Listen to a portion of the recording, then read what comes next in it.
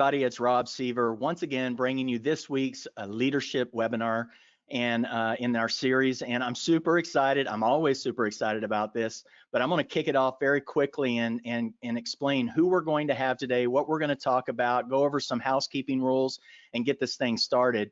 The housekeeping rules in your control panel, there should be a questions area, and our panelists have agreed today to try to answer those questions during the course of the webinar. So make sure if you have questions, post them in that.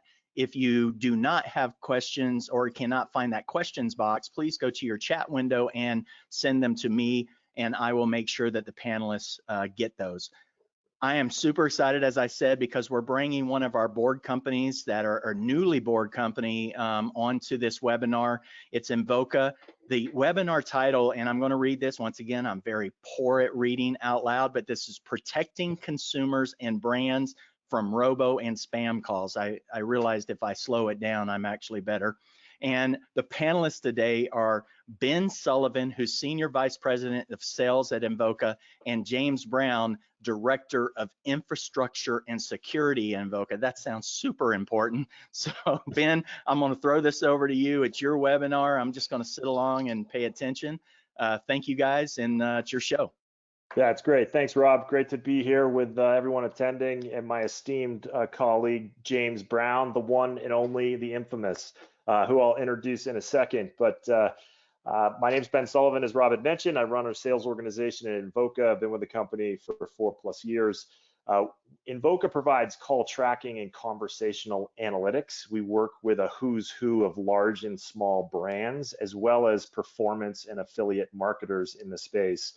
We're recognized as a leader by Forrester, Opus, G2 Crowd, and other pundits, not only for our call tracking abilities, but also for our advanced AI suite of services.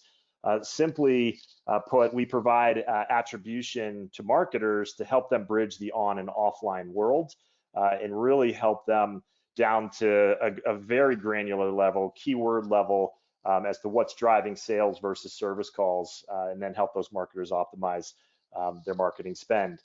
In addition, what we're seeing really strong pull right now is around our conversational analytics suite, especially with COVID. So there's a number of healthcare companies that we work with where we're actually setting up signals that can discern at scale over millions of calls in real time what's actually being said on these calls. And now more than ever, it's not just focused on marketing, it's focused on brands and helping them understand what's happening with their customers, how to prioritize their customers. And we'll hear more about that, I think, in the coming weeks. With that, I have, again, James Brown, who has spent his career in many startups all around infrastructure and security. He's pioneered the visualization of telecom systems into cloud environments as the industry has changed. He is extremely strong when it comes to security. He's done a fantastic job with our company. He's actually on the, fun fact here, he's on the Google Security Hall of Fame for, I would say, hacking through their authentication vulnerability and pointing out that there were some problems with their Google app. So there are some very creative things he can do.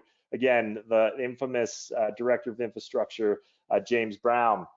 James, we're here to talk not about call tracking per se or conversational analytics. We're here to talk about robocalls and spam calls.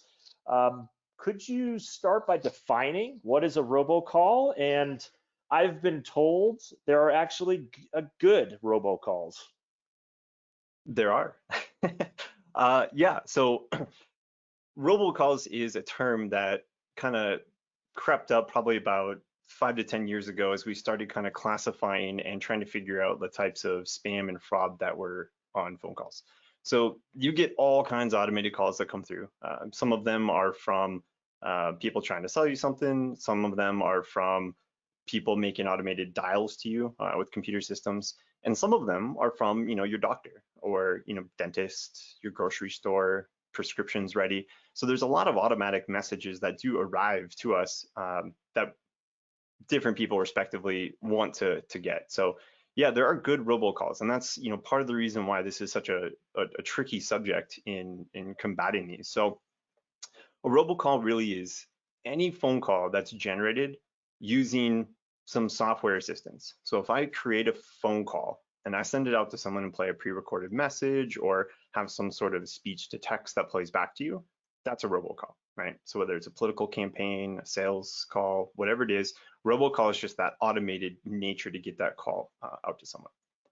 So within that, you have, some good calls that you do want to get, and then you have two other buckets, and this is where I want to make it pretty clear that there's fraudulent robocalls, and then there's spam, right? They're the ones that come through that are not wanted, but they're not breaking any laws. They're technically able to generate those phone calls, and those are spam.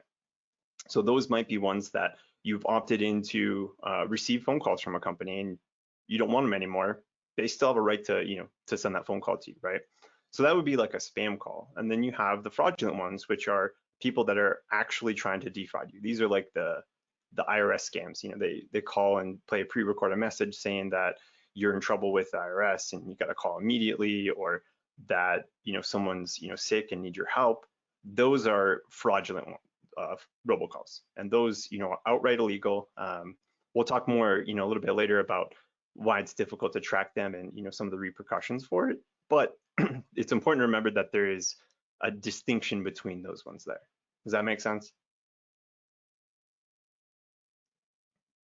Cool. Certainly does, James, certainly does. So I think I'll start with a quick little intro to give everyone kind of an idea of what was really difficult about identifying these kinds of calls and the challenges that Invoca, myself, and other companies that are coming up and trying to deal with these really faced. So it kind of started with, it did start with a customer service call at Invoca. So at the time we didn't really have a fraud department, and this was a long time ago, probably 5-6 years ago. And we got this really weird phone call, right? This customer got this phone call, and it was basically a bunch of air horns going off, right? So you imagine picking up the phone and it sounded like a scene out of a post-apocalyptic movie, right? Just air horns going off like crazy. And the customer was like, what is going on? Like, what is this, right? So they submitted the case, and then our customer service department was like, hey, James, you've, dealt with weird stuff. Can you tell us what this is? And I listened to it and was baffled, right? I could not figure out what it was, right? So being the inquisitive person I am, I spent weeks digging in, right, gathering as much data as I could. The customer was, eager to send us some more samples, and we started digging in, and what we found was that they were automated messages. We found multiple calls across different verticals, across different customers, all the same. They were same messages that were getting played. And come to find out later, like, they were serving their purpose, which is people were staying on the line trying to figure out what was going on. So from there, we started to dive in a little bit more, because we suspected that this was a bigger problem. This wasn't just one customer experiencing some trouble with a couple of phone calls. We started seeing data that indicated that it was hitting not only all of our customers, but the entire industry. So every company that's receiving phone calls, and this specific one was targeted against toll-free numbers, but we knew that we quickly found out that it was hitting everyone. So we started what are infamously known as the honeypot barbecues. So there's a couple engineers at Invoca and a couple outside of Invoca, and we get together once a week and we grill a tri-tip. We'd sit in a literal circle in my living room eating tri-tip and hacking away at these phone calls, trying to figure out what was going on. And we kind of had our first real big breakthrough when we were able to identify sequences of silence, and that was the first time we were ever able to find like a mark, something that we could search and identify programmatically. And from there, we started attending conferences, trying to educate and get some assistance from some of the bigger carriers at the time, and a lot of them weren't really aware of what was going on. And the reason being is they're pretty restricted. These phone calls were calls directed to Invoca, so we had a level of flexibility to look at these honeypot calls that we set up, because they're calls that we have sent to our phone numbers. Whereas with carriers, they don't have these phone calls, right? They're a carrier, they're meant to transit the calls, and there's a lot of restrictions in place to protect consumers. And we'll talk a little bit more about that later too. But so we went on these conferences, and we had a first real big breakthrough. We were talking to, it was a panel with a lot of lawyers from different carriers. And specifically, we honed in on the part of the legislation and regulations that were passed that were preventing action for robocalls. And the FCC came out with a clarification shortly after we called attention to it, saying, hey, yeah, if they're fraudulent phone calls, you can absolutely, trace, track, and deal with these phone calls. And that really is what the spark was that kind of launched into the task force. We started with a couple of major carriers that we were partnered with. It evolved into most every tier 1, tier 2 carrier that was out there, FCC, FBI, they're all, and to this day, members of this task force. It's been kind of leveled up. Now there's an actual board that comes together for these calls, and the Traceback Program that finds these fraudulent phone calls and trace them back to their source. And sometimes it results in just a breach of terms of service on some carriers. Sometimes it's criminal charges. There was the most recent big bust, I think, was the individual that architected the IRS scams, and they caught him, I think, in Dubai. And arrested him. But so they have pretty severe charges then in some cases.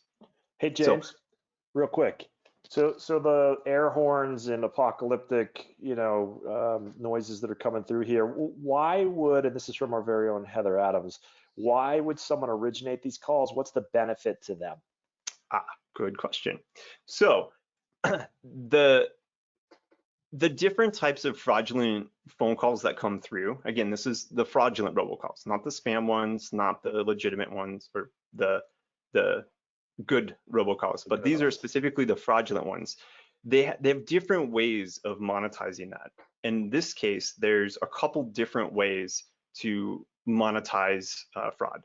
There's a billing system that's set up with toll-free traffic pumping is the term. And basically with toll-free, it's a reverse billing system, which means if I have a phone number and you call me, I pay the charge all the way back down the chain. So if you're on T-Mobile, for example, and I'm on AT&T, I will pay AT&T $1 for that phone call. AT&T will pay like 50 cents to carrier A, B, C, all the way back down the chain until they get to like T-Mobile.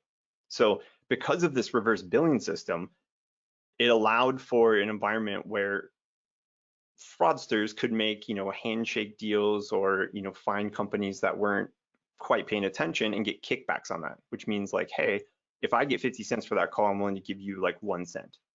And so now they have an incentive. Every minute of every phone call that I can generate through this provider means I make 1 cent. And so they pump it, right? They grab as many phone calls and keep them up for as long as they possibly can in order to get that kickback check. Does that make sense? Yeah, that makes sense. Okay, so there's more information about this if you're more curious around like the specifics of like the billing system and stuff like that. We have a couple blogs out there that have some more info on it, but the important thing to remember is there's different ways to kind of defraud the system. One of them is the billing systems that are in place for telecom, whether that's local or toll-free, they're slightly different. The other is if they're actually defrauding individuals, right? I send you a call and say, hey, you got to call back and pay $2,000 or so-and-so is going to jail, right? That's their monetary incentive in that case. So specifically with the Airhorns, the goal there was just to get people on the phone and keep them there as long as possible, right? And it's actually quite clever. The different innovations they came up with over the years, they fall back to using silence a lot because you just hear, silence on the other end, like you're bound to get someone for maybe 10 to 20 seconds waiting to see if someone's going to pick up. But they've, tried tactics like we dubbed it hello fraud, where they would just sit there on the other end and they have a pre-recorded message and they would just say, hello, hello. And it would sound like someone's, on the other end of the phone that can't hear you, right? And that would cause you to stay on the phone longer. They've tried things like playing loud sports games or like packed subway systems and trying to talk, in an environment that way. And they think that, someone butt dialed them or that they can't hear, and that will entice you to stay on longer. So these different tactics, I think the air horn was still the most clever, because there was a shock factor to that I think was pretty unique. But yeah, so they've made those changes over the years, and that in itself made it difficult to track it, right? Because any one of those phone calls by itself doesn't really seem that bad, and they're pretty clever with the ways that they disguise this. So what we'll get into next, I think, is talking a little bit about why this is so difficult to identify and kind of stop these calls. But before I do, was there any questions on what a fraud call is? And No, I think that's been a pretty good summary. It's safe to say that these folks are making their money from the local exchange carriers or the carriers in some way, shape, or form. So the more minutes that someone stays on a call, the more they're charged back, the more they get a slice of that. And that's why they would want to push as much of this out into the world as possible, because those every minute, every second adds up, when you're sending millions of these. Yep.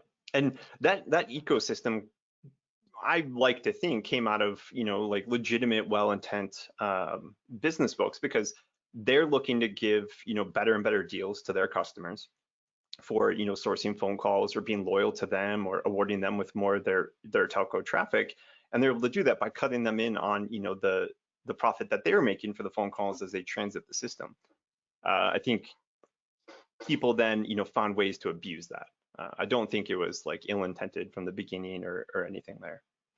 But yeah, and I think it's important why this is important to us is, we process hundreds of millions of calls on an annual basis. So we operate at some level, as a network carrier, if you will. And so that's why this is very, very important, how we're tied into this from not just the company perspective, but also working with the carriers. And I know you're going to touch on that, the FCC and the other three-letter acronym word that we don't necessarily like to talk about, but it does come up. Yep. Cool. So I think the next, question here is, why is it so hard to get rid of these calls, right? Like it's, pretty easy to see, like I get 10 phone calls every day on my cell phone, and 11 of them are ones that I don't want, right? Like it's a real problem, and it's a bigger problem than we think sometimes too. And this is why Invoca decided to kind of take this on, is that it's a problem for all of us, right? If we have contact centers, if we have any investment whatsoever in reaching out to people via phone calls, this problem of spam and more specifically fraud, it eliminates trust in phone calls, right? I'm sure we've all experienced this, right? Like you look at a phone, and if it's not a known number, you're almost certainly not picking it up, right? Because it's almost always a fraudulent phone call, and that lack of trust is stemmed out of just getting inundated with these phone calls constantly. So this is, a battle we chose to fight, not for Invoca and, just to write, some software to help our customers. We do have that, but we invested much more heavily because we saw this as a problem to the industry for all of us. If trust gets lost in the telco system, then it hurts our business, it hurts our customers' business, and it's a big deal. So the problem that we found was originally started with regulation. The whole goal when they broke up the telecom into the baby bells, right? There's one big telecom and there's a bunch of smaller ones. They wanted to make sure that it remained competitive, that it was a utility, and that people were protected.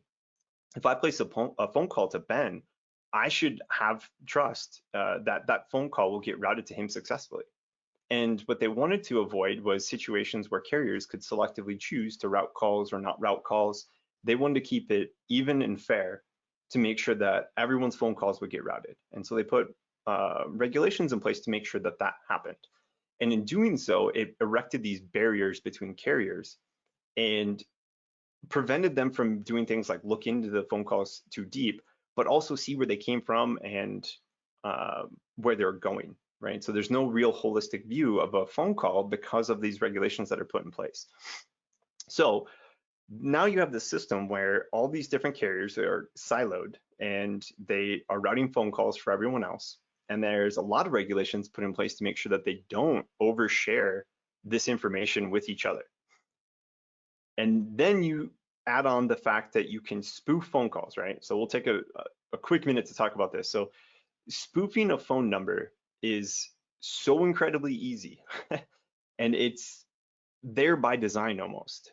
Nowadays, it's hard to think of what the legitimate reason for that is. So the best example I'll give you is, let's say I have 100 phone numbers. Invoca has 100 phone numbers that we've associated to the business for various reasons, right? We have a customer service line, we have a sales line, and we wanted to be able to tell the difference and publish those numbers in different places. Now, whenever someone dials out from Invoca, right, any of the hundreds of people that work for Invoca place a phone call, we want that number to be associated with a single one. So what we do is we spoof it. I place a phone call and I attach a phone number going out saying, hey, I want this to be the callback number. This is the number that people see when I call them. Now that's a legitimate use case for it, but what we found very quickly was that everyone was abusing this, that was dealing with spam or fraud, as well as legitimate calls too. So the idea that you can just put any phone number as the called number or the call ad number. So I'm calling, I prefix whatever phone number I want. The fact that I can do that means that it is almost impossible for a carrier, right? So again, there you've got these barriers, right, between them and all the other carriers. So the only thing they see is a phone call. It's got a number that's calling from and a number it's calling to. That's about all the data that they have. Their ability to pick up on these auto-generated phone calls now becomes nearly impossible. So in steps Invoca, and what we were able to find is by taking a bunch of phone numbers and paying for them and routing them to a dedicated system, which we call a honeypot. A honeypot is kind of what it sounds like, like a bear gets his, hand caught in the honeypot, right? It was like a Winnie Pooh reference, maybe. I think so. The whole idea there is you attract people to come, and we wanted the phone calls, right? They have these for different reasons all over the place. They've got, some that are like hacking attempts, some are like spam or click fraud, like there's honeypots for this all over. So we set up a telco one and we routed all these phone numbers, tens of thousands of phone numbers into this system. And all of these calls were calls to unpublished numbers. So these were not, phone numbers we had in the wild. These are a pool of numbers that we reserved and just hid over in a bucket. And we studied the calls that were hitting them. And in doing so, we were able to start drawing lines between the different traffic. We started seeing things like, hey, here's a bunch of phone numbers where looking at individually seem perfectly fine, but if you look at 2,000 of them, now there's a whole bunch of them that only last 26 seconds. And so what's the correlation, right? So then we started diving in and researching all of these, and we were able to get to a point where we could identify certainly which ones were fraudulent, right? So all the ones that could be are probably fraudulent or spam, but we couldn't be certain, like get left out. We had a pool of data that was so big that we could focus on just those ones that we were sure. And we'd hone this down into our samples. And this is what kind of gave way to the Traceback group. So that solved the first challenge, right? The first challenge was going out and figuring out like what is fraud, what's spam, what's normal. And then once we have that data, we're like, what do we do with it? Like what can we do, right? So here I have these phone calls that I identified this morning that were fraudulent, that were placed to our system, right? And they violated several, regulations that were put in place. So if I could just get someone to tell me, hey, who sent me this phone call, the problem goes away, right? So that was the second challenge we kind of ran into, which was the data sharing. We would go to our carrier and our carrier would be like, well, we can tell you where we got the phone call, but that's it. And then we go to them and they'd be like, well, we can tell you where that phone call came through, but that's it. And initially this process, right? So this came to be our Traceback group, right? It's a very efficient process these days. It takes, hours to go back, to nearly the source. Can't always get to the source, but very, very close. When we started, there was so much worry from these carriers who are so used to getting caught up in these, regulatory battles that their lawyers were like, I don't think you should be sharing that information. And so we'd have to lean on the FCC initially.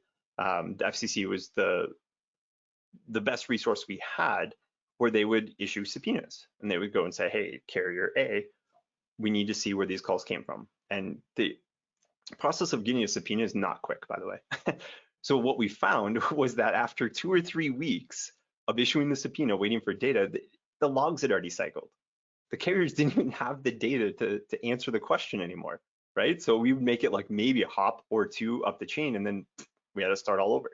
So it was challenging, to say the least. Well, back to what I mentioned earlier, there's a kind of a spark that kind of kicked this. The catalyst of the traceback was the clarification the FCC had around fraud. And if it was fraudulent, we could then get cooperation between the carriers. They didn't need a subpoena. They had, some clear ruling that said, hey, yes, your fraud departments can absolutely collaborate with each other. And now we're off to the races. Now we just had to put a system together, right? How do we do this efficiently? Because James, every how long company did works a that little take? bit different. Yeah, how long did that take? Sorry to interrupt you, but how long did it take to go through this onerous process and finally get, the carriers to work together and work with you? Oh, years. So it's the start of when I had like the first sample, and we narrowed it down to like the first set of like, we knew these were fraudulent, to when we had the ability to have multiple carriers kind of like trace it back. It was a couple of years. I'd probably say like somewhere around 1 to 2 years for that first iteration to take place. Yeah, Mind you, got it. this is, we're traveling around to all these different conferences all over the country, talking with all these different people. And the great thing was like we had like peers of mine at, AT&T, Verizon, like all of these companies, like they had awesome, amazing, smart people that were, respectively tracing their bits. But what we were all missing is the ability for us all to connect, right? And that ruling from the FCC allowed that to happen. And so once we had that, we started the Traceback program. And what we do in a nutshell is we'll go through our honeypot, we'll mine it down. So, thousands and thousands of phone calls every day. We'll mine it down to a distinct list of like 20 phone calls. We'll grab all the data points that are on there. So we've got a whole bunch of data points, but basically like your calling number, call number, the duration of the call, and then also the recordings. Because again, this is, calls directed to our honeypot. We had access to the audio. So we could start digging in and listening to audio artifacts, using different mechanisms to detect, different signatures, and lump this up into a single sample. And then we'd run it up the chain. So we go to the carrier that handed it to us. They would then tag where they got it from, and then so on and so forth. And typically one of two things would happen. It would get back to, some carrier SIP provider, 5, 6, 7 hops away from us. And they would say, yeah, there's just, account that someone set up. They violated our terms of service. We don't really have any specific information on them. We've terminated the account. So that's one side. And the other side is like they get back to someone that is arguably complicit, right? They know the traffic is on their network, and reasonably speaking, they should know that it was fraudulent traffic, right? But there's no definitive, evidence saying like, hey, you knew what you're doing. And in those cases, oftentimes the lawyers got involved, right? So we'd have to reach out to the FCC, and they would, reach out to them. The subpoenas, they go through that whole kind of cat and mouse game, and then either they would acknowledge or realize that the traffic was fraudulent and come into the fold and actually assist us, or they would hold their ground. And at that point is where you kind of have to talk with the FBI, because then it becomes criminal. If it's fraudulent traffic and it's coming through and they're not, willing to cooperate or help, kind of have to bring the FBI. And that's where they came in and helped a lot. So they would take it. Unfortunately, we lost a lot of visibility when that happens for obvious reasons. Like you can't have agents running around telling everyone what's going on with a case. So we didn't get a lot of info until they like shut down a company or, arrested someone. Like after the fact, obviously that information comes out, but we went dark, and that process was also very long, for good reason, right? You shouldn't be able to just roll in and arrest anyone overnight. But yeah, so I'll stop there for a second. Is that does that help articulate like why it was so difficult for anyone or everyone to trace down and identify these calls? Yes, absolutely. Absolutely. You mentioned the word spoofing, right? Call spoofing. Is that legal today? It is in very minor forms. Care to Basically, elaborate on that?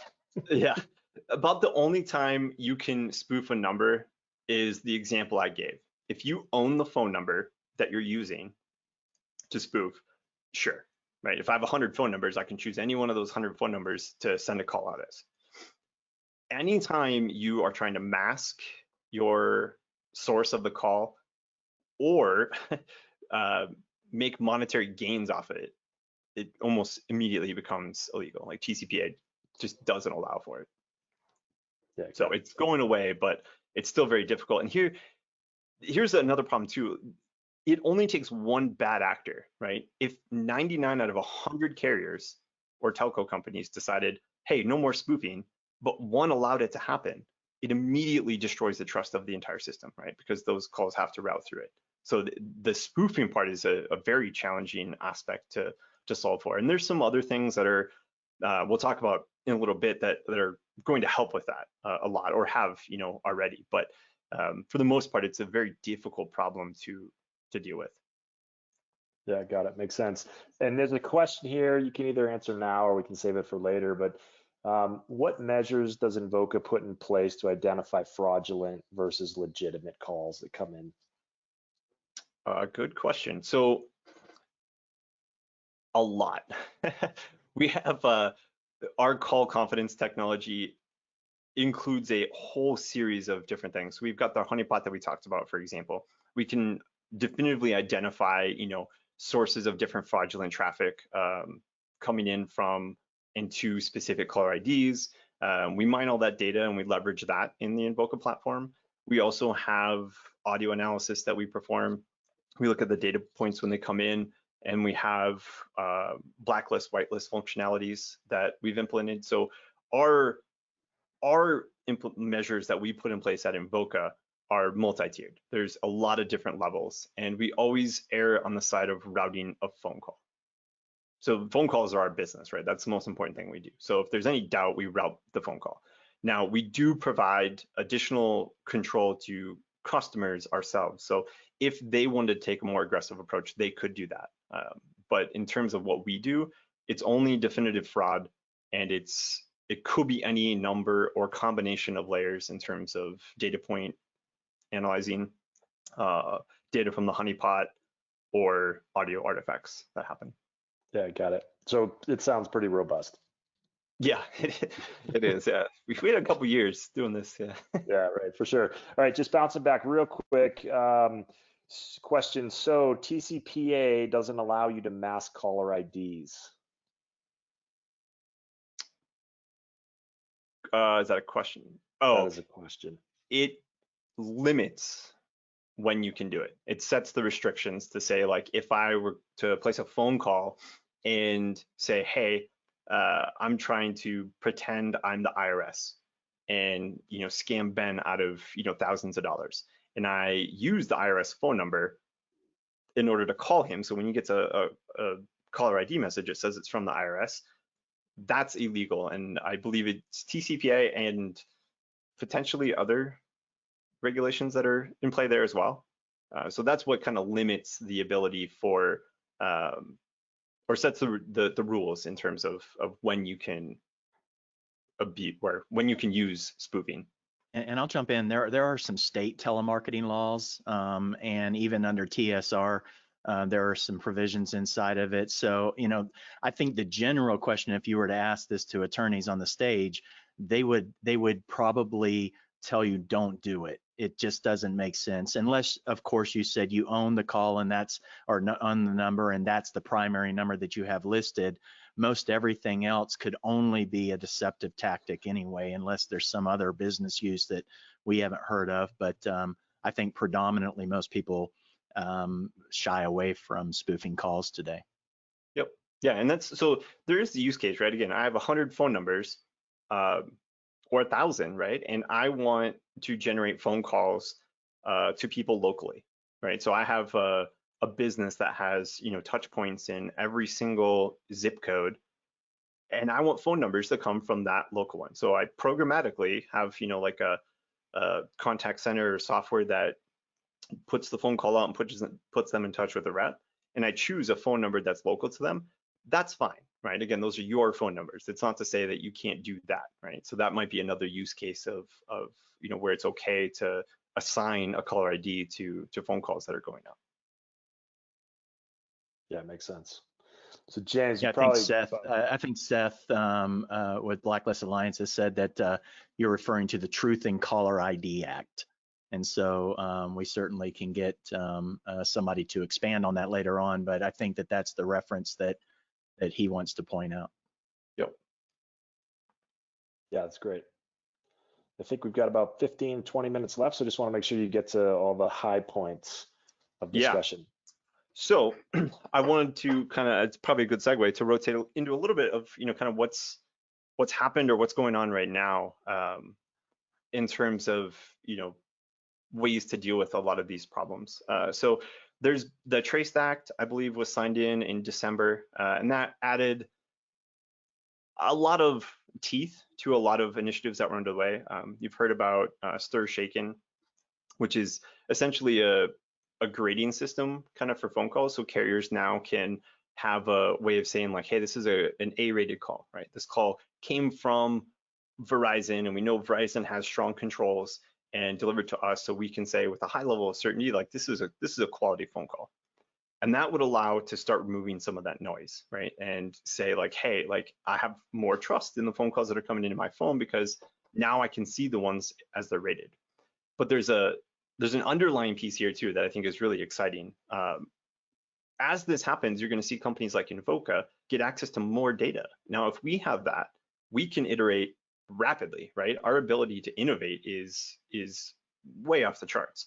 So we can now use what they're giving us in terms of data, like the rating of the phone call, and empower our customers to have a slider that says like, hey, just pass through anything graded B or above, or I want all phone calls, or I only want A-rated phone calls, right? So we can start writing software and automating ways to deal with this data as it comes in more innovative fashions, right? Companies like Apple and Google have rolled out software for their phones, allowing you to screen phone calls now or to block, robocalls. That becomes easier and easier and gives you more and more control over how aggressive you want to go after those, if the companies can get that data, right? So that's really exciting. That's coming. I believe the deadline for carriers to implement is June of next year. We've already started having phone calls with some of our carriers talking about when they plan to implement, how they plan to implement, et cetera. And then Trace also added a requirement for carriers to provide some robocall mitigation. And it also did say that they weren't allowed to charge for it too. So that's something that carriers have to go and do and provide to their consumers. I don't remember the deadline on that. So that's pretty big. There's also talk of bill to keep, I believe is the name of it. So the local telecoms, the LECs kind of went through and did this, I don't know how long ago. It was quite some time ago. I think it was probably in the 90s, where they basically stopped the reverse billing system.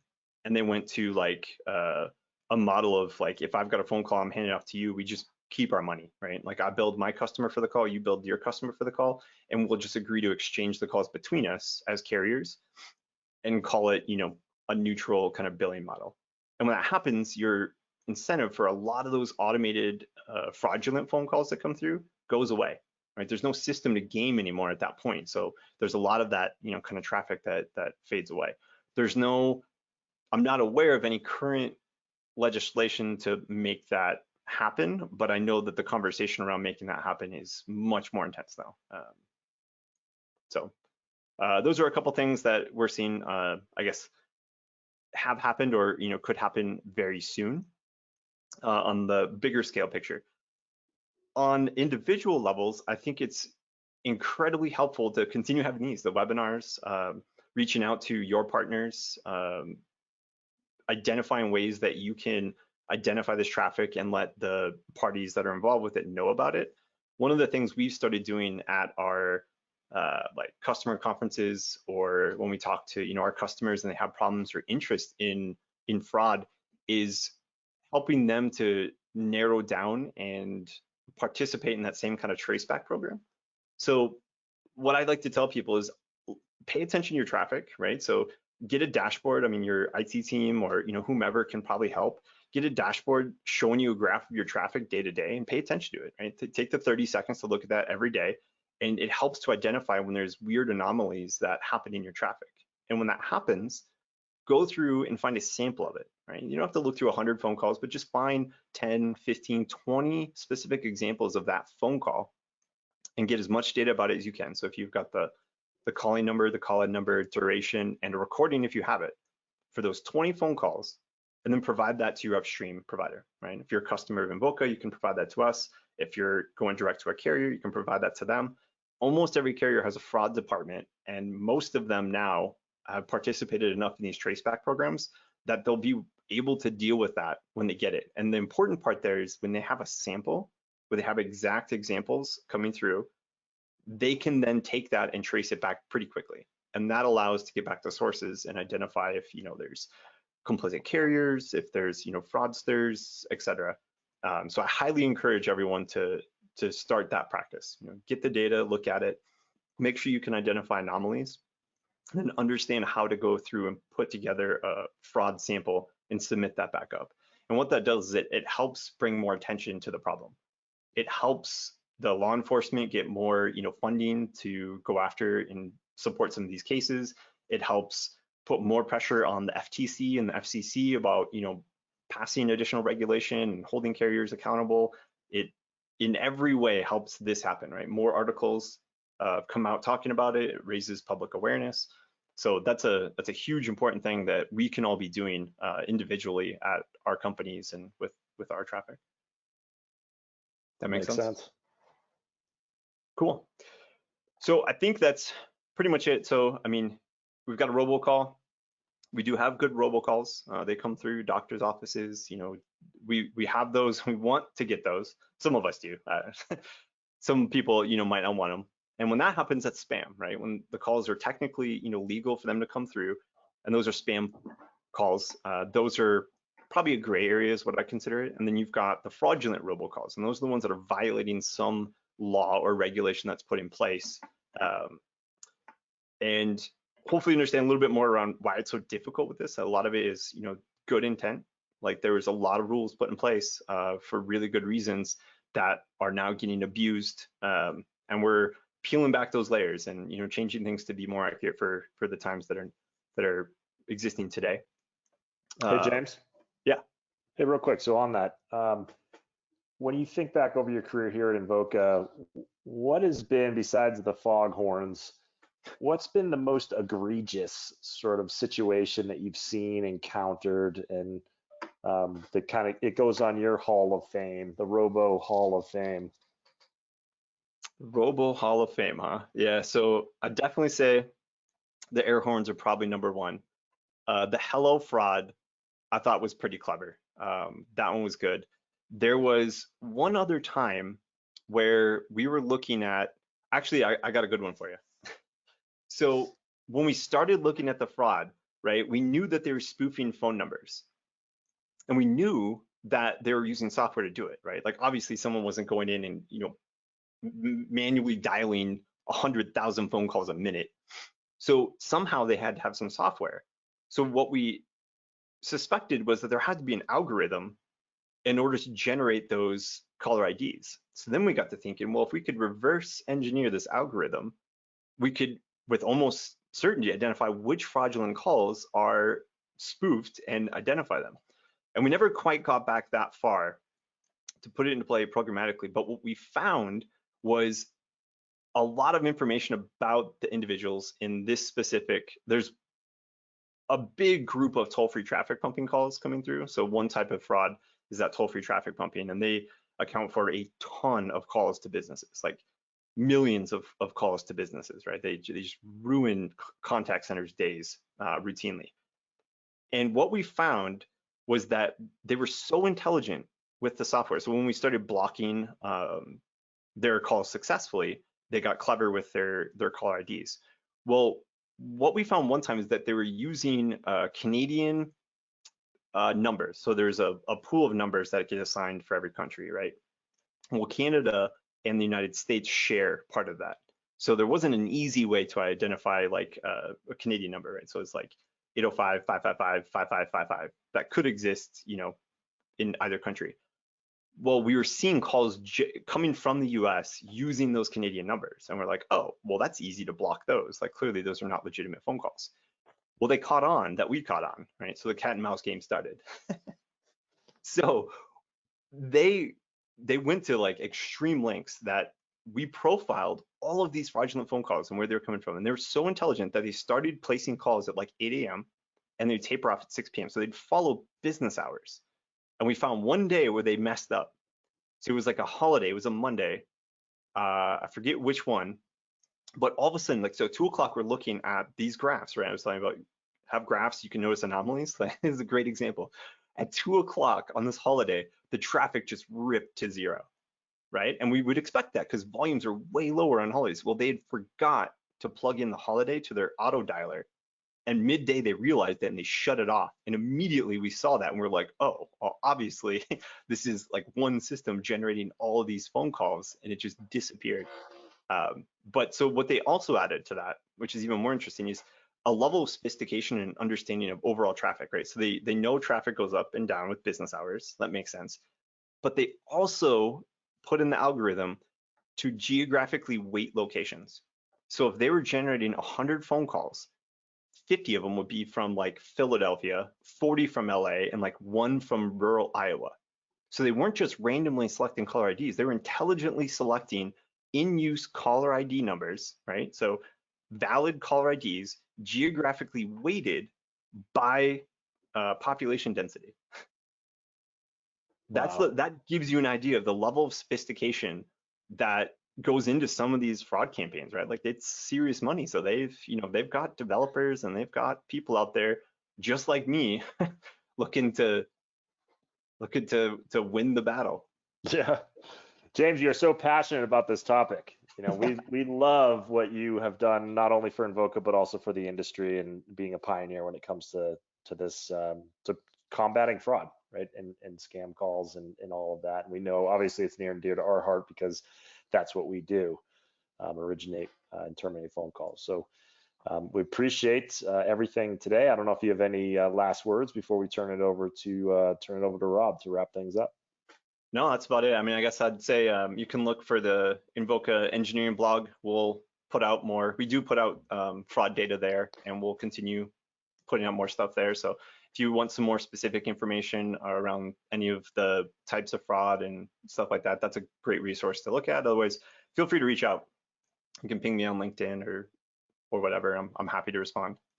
Like Ben said, Yeah, it's pretty easy to get me talking about this. Yeah, thanks, James. Rob, I'll turn it back over to you. Thank you very much for having us on there. Thank you very much. I got to be honest with you. I spent almost an hour with James earlier in the week, and I just had no idea how geeked out you were about tracking down this stuff. I mean, it's amazing to sit back and listen, but I have to be honest with you. Did you say early on that you and a bunch of engineers got around a room and called that the honeypot engineers? Is that what you said? Well, it was the honeypot barbecue. Was it like a game of Dungeons and Dragons for you guys? Like, I mean, I just can only imagine. It was way more intense than that because really more intense. Yeah. We were actually going after people. It wasn't like a goblin coming out, on a tabletop. It was trying to find the goblin hidden in some company somewhere. Well, I got to be honest with you. I have not seen anybody get that passionate about tracking down this stuff. So it was super exciting for me to sit back and listen and watch that. I'll also get those links that you talked about to the blogs so that when we do get this thing edited down and posted, I want to make sure that I include those links so that people can follow up with that. AC, who is first to ask a question and last to ask a question, says, are you tracking or thinking about inbound text messaging fraud as well? Obviously, that's important to him at Drips, but how does that work out, not just calls? So we did do some research. We don't actively track it now. There's a lot of abuse on text, that is for sure. if you want more information, I could probably like one-on-one or like via email or something like that. But basically, it was too. There's a lot of illicit stuff on text. I guess I'll put it that way. So we ultimately opted out, and we don't do a ton of it at the moment, but we do have data in the past, and I do have different colleagues that I've collaborated with at different companies that do actively track it. So, but we don't currently at the moment. Ben, there is a question down there. I'm not sure if you'd like to field that or not. Are you able to see that? I don't. Okay, let me, I'll shoot that over to you. But, you know, James, I really appreciate this because quite honestly, I really think that this is an area where there's a lot of confusion. I mean, just the question about are these illegal or not illegal? You know, that I think that that's still, there's so much confusion. One of the questions I had was, the FBI gets involved. You know, obviously we're seeing with the Trace Act, I mean, we can get the Department of Justice, we can get the state AGs involved. What kind of penalties have you been able to follow up to see some of these things that you've been tracking when the FBI gets involved? Have you seen anything go to court and then penalty phase? I mean, I'm just wondering what the follow-up to some of this is and what the risk and exposure is to people who are out there riding that rail. So I'll actually plug, I would be way more afraid of the FCC than the FBI. Wow. And I'll tell you why, because the FCC actually has the power to blacklist a person from doing business in an industry in our country forever. Wow. Like, so if you get caught for, you know, some of these things, you're like actively abusing or breaking regulations, and you've got a company that's doing it, like there's a lot of ramifications for that, or can be. Obviously there's, you know, proportional penalties that happen, you know, everywhere, but the FCC can really bring a hammer down and prevent people from doing business like in the telecom industry for the rest of their life. So there's that. But yeah, absolutely. From a criminal standpoint, there's been a number of individuals for different fraud campaigns that have gotten caught offshore too, right? Like I said, the IRS scam architect. So there's still a bunch of other places that have picked up and ran with that scam, but the person that architected that got arrested in Dubai. I didn't see what the sentence was, but I mean, it's criminal.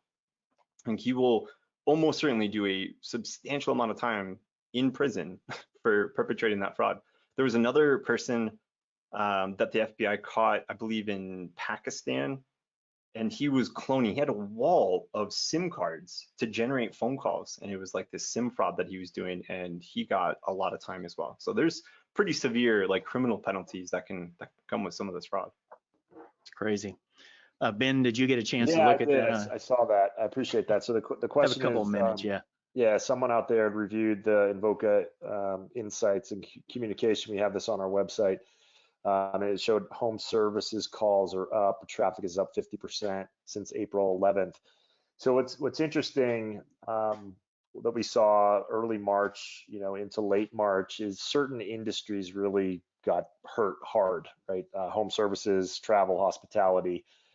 We saw, you know, companies removing Google call extensions, removing paid search, you know, in displays. And what we're starting to see now, based on areas of the country that are slowly opening up, we're starting to see an increase in traffic, specifically in home services and actually some other verticals that we do business in as well. So we expect to continue to see that. There are sort of interesting twists on your traditional folks that have to come in, schedule an appointment, and get into your house to do something, either replace a carpet or do window blinds, where they've shifted some of their strategy to DIY, so do it yourself, with some more video and sort of adapting to the market. We expect that has an impact as well. And again, we'll continue to monitor all of these different verticals and trend all of the traffic. Well, thank you very much for fielding that. I appreciate the flexibility on that. And I had a message from one of the audience members, James. You are apparently their hero. So Thank you. Mine too, this Rob. netted you a fan. In the world of security, I can only imagine it's a lonely world at times. So yeah, like and it's dark awesome. rooms with black drapes. I see it. I see it. Well, thank you guys both. James Brown, I mean, certainly celebrity. I don't think that Ben was joking when he announced you as a true celebrity. Got to be honest, having you on the team's got to feel good. You know, I mean, that passion is incredible. Ben, as always, you know, one of our board of directors at the council. I certainly appreciate what Invoca is doing to support us. Speaking of the support for the council, if you head over to our events tab, this is recorded and it's going to be edited down, and I should have this up in the next 24 or so hours, and we'll try to get those links, as we mentioned, to some of the blogs that James had talked about. And in general, you know, think about our membership. Our membership on the silver level has dropped now from $2,000 down to just over $42 or under $42 a month, $500 a year. You get access to not only this content, but we're about to launch a couple of really exciting new benefits, one of which is an industry job board. That should be up next week. I'm going to be announcing this over the weekend, where people in the industry can go and see what jobs are open. And so I'm super excited about bringing that benefit to the table. Obviously, with the extra content that we're doing, pay attention on that events tab in the calendar, some of the on-air podcasts that we're doing with some of the industry leaders. Later on today, I'm interviewing Carrie Smith, president of one of the chapters inside of Access Intelligence, which owns the LeadsCon brand. So I'm hoping to get some great insight on what's going on with LeadsCon later this year. So we're just bringing a host of valuable opportunity and benefit to the industry. And I think by just joining the council, you can help support us in doing that. And super appreciative. Once again, James, Ben, thank you guys very much. This has been eye-opening for me, if not a bit scary, which is kind of the lane that I operate in on most of the day.